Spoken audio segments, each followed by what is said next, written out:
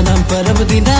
चमका थे झकामका एगो तारा चमकेला रे यीशुकर जन्म दिना बे एगो तारा चमकेला रे मसीहकर जन्म दिना में खुश पर्व दिना चमका थे झकामका एगो तारा जन्म पर्व दिना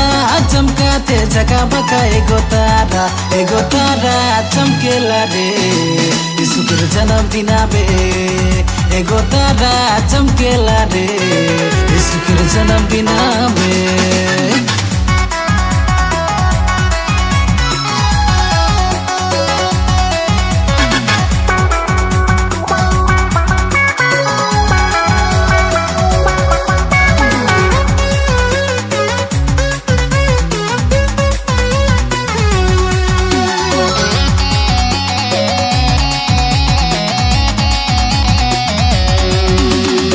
तारा के देखी देखी ज्ञानी मन आलाय बेतुलम गहल गाडबे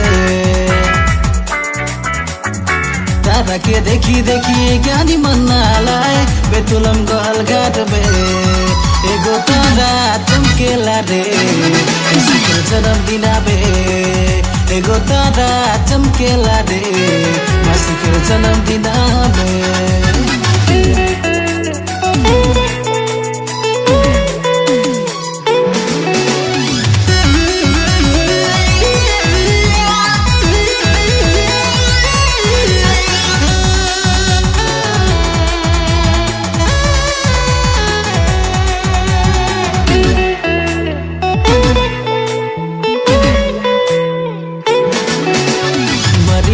कोराबे चुनु मुडु यसु हमार जन्म होलग रे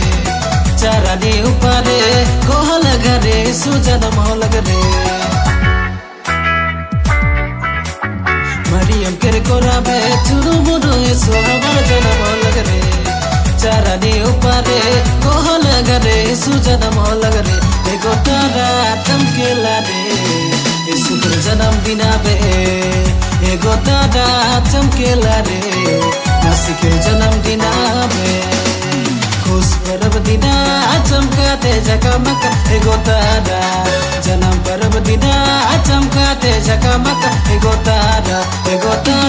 चमकेला रे यीशुकर जन्म दिना में एगो तारा चमकेला रे मसीहकर जन्म दिना में